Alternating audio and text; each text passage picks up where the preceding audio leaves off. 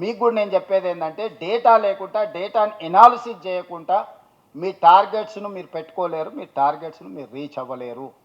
మీరు డిఫైన్ చేసుకోండి మీకు ఇచ్చిన జాబ్ని, మీ సమస్య ఏందో అర్థం చేసుకోండి.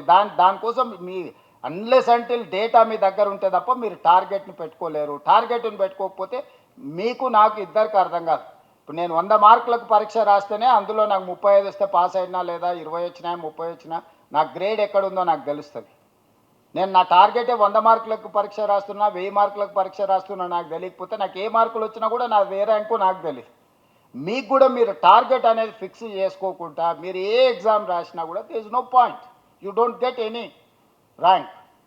సో మీరు ఎక్కడైతే మీ బెంచ్ మార్క్ డిసైడ్ చేసుకుంటుండ్రో ఆ బెంచ్ మార్క్లో మీరు ఎక్కడికి రీచ్ అయ్యారో మీకు తెలుస్తుంది. నేను వెరిఫై చేయాల్సిన పని లేదు. మీ సొంతానికైనా మీరు ఇక్కడ బెంచ్ మార్క్ పెట్టుకుంటే ఇక్కడికి వచ్చినా ఇక్కడి వరకు చేరినరా, 100% రీచ్ అయినరా. ప్రతి డిపార్ట్మెంట్ను లీడ్ చేసే అధికారులకు ఆ కిందున్న వాళ్ళకు ఒక టార్గెట్ ఇవ్వండి. ఆ కిందున్న వాళ్ళకు వాళ్ళ సమస్యలు ఏంటో అర్థమయ్యేటట్టు చెప్పండి. ఆ సమస్యలను పరిష్కరించడానికి వాళ్ళకి అవకాశం ఇవ్వండి, కొంత స్పేస్ ఇవ్వండి. They have to understand. వాళ్ళని అర్థం చేసుకోవడానికి కొంత సమయం ఇవ్వకుండా మనం ఒత్తిడి చేసినామంటే ఆ గందరగోళంలో ఒకటి చేయడానికి ఇంకొకటి చేసే అవకాశం ఉంటుంది. ఎందుకంటే యూనిఫామ్డ్ ఫోర్స్లో వన్ సైడే ఉంటుంది. మన్ కీ బాత్ రేడియోలో వన్ సైడే వినాల్సి వస్తుంది, మనం వెనక్కి చెప్పడానికి ఏముండదు. మీకు తెలుసు కదా, పెద్దసారి మన్ కీ బాత్లో ఆయన చెప్పేదంతా మనం వినాల్సింది. మీరు కూడా అట్లా మన్ కీ బాత్ కిందోళ్ళకి చెప్పేది కాబట్టి కింది నుంచి కూడా పుష్ అండ్ పుల్ పెట్టుకుంటే దానివల్ల మీకు ఉపయోగం ఉంటుంది. గ్రౌండ్ రియాలిటీ ఒక స్టేజ్ తర్వాత మనందరం, నేను జెడ్పీటీసీగా ఉన్నప్పుడు నాకు ఒక ఫీడ్బ్యాక్ ఉండేది, నేను ఎమ్మెల్సీగా ఉన్నప్పుడు నాకు ఇంకో రకం ఫీడ్బ్యాక్ ఉండేది, నేను ఎమ్మెల్యే అయినప్పుడు నాకు ఎక్కువ ఫీడ్బ్యాక్ ఉండేది. ఎందుకంటే ప్రతి గ్రామంలో జనాల్లో నేను కలిసేటోని. ఎంపీ అయినాక అది తగ్గిపోయింది, ముఖ్యమంత్రి అయిపోయినాక ఇంకా తగ్గిపోయింది. కాకపోతే ఆ ప్రీవియస్ ఎక్స్పీరియన్సే ఈరోజు నేను షో రన్ చేయడానికి పనికొస్తుంది. సో గ్రౌండ్లో ఎవరైతే పని చేస్తాడో అతనికి ఎక్కువ అవగాహన ఉంటుంది.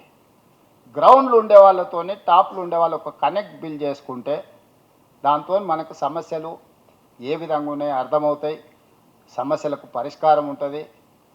ప్రతి ఇష్యూను మెకానికల్గా అడ్రస్ చేయకండి. మీ సబార్డినేట్స్ను కానీ సమస్యతో వచ్చిన బాధితులను కానీ హ్యూమన్ టచ్ అనేది very important, particular in police department. అధికారులకు మధ్యన కానీ అధికారుల మధ్యలో సబార్డినేట్స్ను కానీ మనం ఒక 5 నిమిషాలు వాళ్ళని ఆగి పలకరించి మాట్లాడితే కూడా they feel more happy and they work 2 more hours extra. మనం అసలు పలకరియకుండా వాళ్ళని అసలు మనుషుల్లాగానే చూడకుండా వ్యవహరించినప్పుడు కొన్నిసార్లు ఏమైందనంటే వాళ్ళు కూడా ఇక ఒక రకంగా వ్యవహరిస్తారు. ఎందుకంటే నేను పొలిటికల్ సిస్టంలో చూస్తుంటా. సో ఎక్కడైనా మనందరం మనమే కాబట్టి మనకు ఒక హైరార్కీ సిస్టంలో పనిచేసేటప్పుడు ఉంటాయి. నేను ఉన్నతాధికారులకు నా సూచన, మనతో పనిచేసే సిబ్బందిని, వాళ్ళ గౌరవాన్ని, వాళ్ళ మర్యాదను, వాళ్ళ అవసరాలను మనం గుర్తెరిగి వాళ్ళకి చేయగలిగినంత సాయం చేస్తే వాళ్ళు 100కి 120% మన కోసం పనిచేస్తారు. అది ఖచ్చితంగా మీరు కొత్తగా ఇంతకుముందు చేసేవాళ్ళు చాలామంది ఉన్నారు. ఎవరైనా మేము మొత్తం సూపర్ బాస్ అనుకునే వాళ్ళకు కూడా నా సూచన ఇది, చిన్న చిన్న కరెక్షన్స్ మనకి చాలా రిజల్ట్ ఓరియంటెడ్గా పనిచేయడానికి అవకాశం ఉంటుంది. మన లైఫ్లో కరెక్షన్ చేసుకుంటే తప్పేం లేదు. నేను ఇప్పటికి కూడా సర్పంచులతో వాళ్ళతో మాట్లాడి వాళ్ళు ఇచ్చే ఫీడ్బ్యాక్ తీసుకొని నన్ను నేను అమెండ్ చేసుకుంటుంటా. అప్పుడప్పుడు ఏదైనా నిర్ణయం తీసుకున్నా కూడా కరెక్షన్ చేసుకుంటుంటా. కరెక్షన్ చేసుకుంటే బెటర్ రిజల్ట్ వస్తుంది. బెటర్ రిజల్ట్ ఉంటే అది మనకే గుర్తింపు వస్తుంది. దాంట్లో మనకు వచ్చే నష్టం ఏం లేదు. వినడం అనేది అత్యంత కీలకమైన విషయం.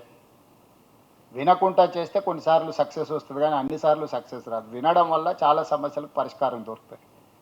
చాలామంది వింటే మా సమస్యకు పరిష్కారం దొరికిందని సంతోషంగా కూడా వెనక్కి వెళ్తారు. కాబట్టి ఇక్కడ ఉన్న అధికారులు అందరినీ, నూతనంగా జాయిన్ అయిన వాళ్ళకి మరీ ముఖ్యంగా ఇది ఎక్కువ ఉపయోగపడతానికి 20-30 సంవత్సరాలు ఇంకా మీరు ఫీల్డ్లో ఉండాల్సిన వాళ్ళు ఉన్నారు, ప్రజలతో పనిచేయాల్సిన వాళ్ళు ఉన్నారు.